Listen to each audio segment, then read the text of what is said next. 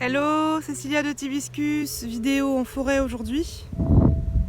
Alors oui, on est en plein hiver, mais j'adore être vraiment connectée à la nature. Et pour faire des vidéos, je trouve qu'il n'y a rien de mieux. Vraiment, les énergies de la nature sont là et nous accompagnent. Voilà. Donc aujourd'hui, je voulais vous faire une vidéo sur le sujet de l'enfant intérieur. Sûrement que ça va parler à plein de gens, parce qu'en fait, en ce moment, on nous appelle et on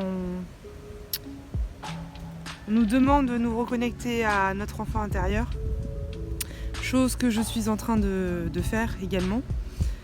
C'est-à-dire l'enfant intérieur, en fait, c'est une partie de nous qui, pour moi, existe encore à l'intérieur de nous et qui va se manifester dans notre vie de différentes manières, notamment avec des émotions qui vont prendre un peu le dessus dans le présent.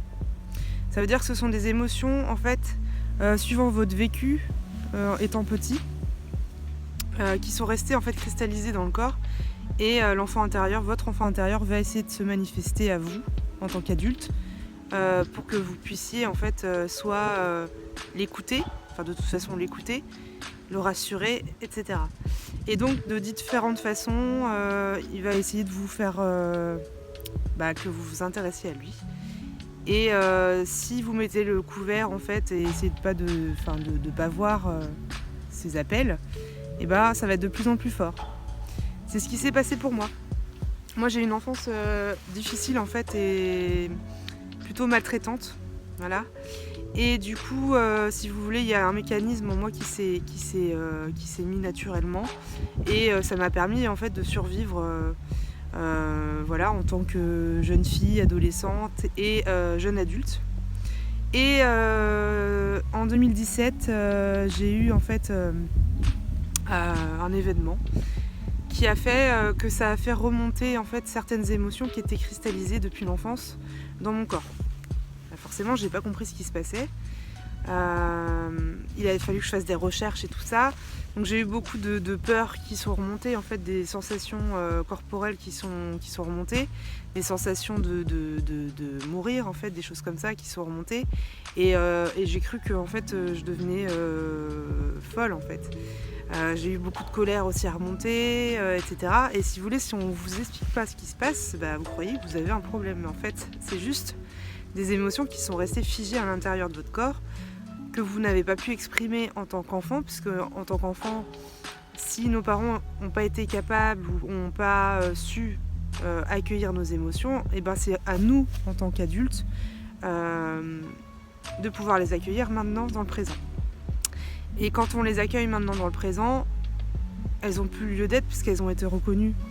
Donc on a reconnu ce qu'avait vécu l'enfant intérieur, et du coup elles disparaissent au fur et à mesure. On se détache, c'est comme un oignon en fait, avec des plures, et petit à petit on va vraiment vers le centre de l'oignon.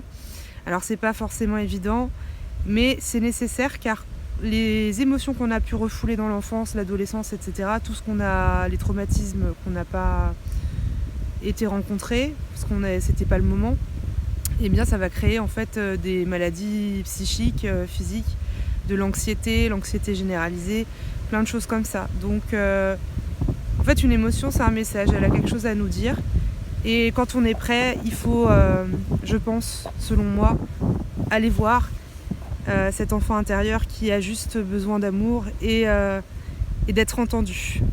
Voilà pour cette petite vidéo.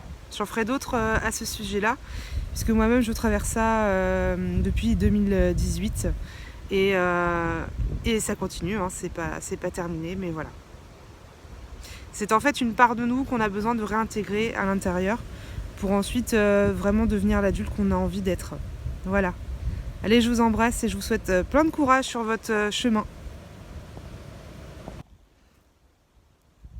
J'ai oublié de vous rajouter quelque chose de très important qui, selon moi, est vraiment primordial si vous souhaitez rencontrer votre enfant intérieur. Parce qu'en fait, au cours de ce cheminement, vous allez avoir beaucoup d'émotions qui vont remonter, et dont des émotions vraiment très, très dures. En tout cas, moi je l'ai vécu comme ça. Et le fait d'être accompagné par un thérapeute plutôt spécialisé dans les traumatismes, les choses comme ça, ça peut être vraiment bénéfique parce qu'ils sauront vous accompagner et puis vous donner les outils en fait pour plutôt accueillir ces émotions, sachant qu'en fait ces émotions elles font partie du passé, qu'elles viennent dans votre présent, mais elles sont voilà, c'est pas vous. Donc pour apprendre à prendre de la hauteur par rapport à ces émotions qui prennent vraiment beaucoup de place. Et quand on n'a pas les outils, au départ c'est difficile de gérer. Et du coup de rassurer l'enfant intérieur si déjà nous on ne sait pas comment gérer ces émotions-là. Donc le fait de se faire accompagner par un thérapeute, vraiment, ça peut être réconfortant et vous pourrez gérer plus facilement. Voilà, je vous embrasse et puis je vous souhaite un bon cheminement. Salut!